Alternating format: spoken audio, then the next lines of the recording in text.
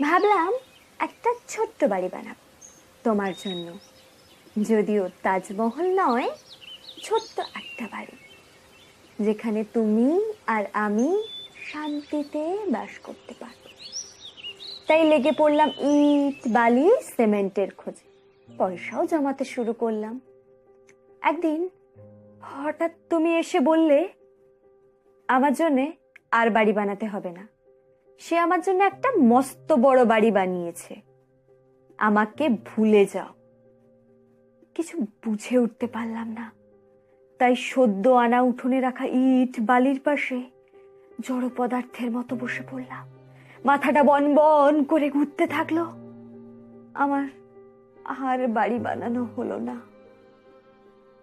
এখন অনেক বছর হয়ে গেছে, আমি এখন একটা ছোট্ট বাড়িতে থাকি। অবশ্য একা নয়, অনেকের সাথে। তারা সব বিদঘুটে, কেউ বা হঠাৎই চিল্লিয়ে ওঠে, কেউ বা হঠাৎই গান গেয়ে ওঠে। আমি সর্বদা তাদের থেকে একা থাকার চেষ্টা করি, আর যখনই একা থাকি শুধু তোমার কথা মনে পড়ে, শুধু তোমার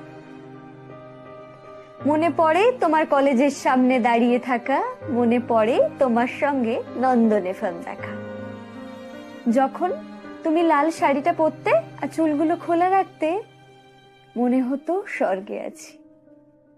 একবার দুদিনের জন্য বাইরে গেছিলাম বলেই তোমার সে কি কান্না, তোমার বারংবার মিস কল আর শুধু SMS আমার আজও মনে পড়ে যায়।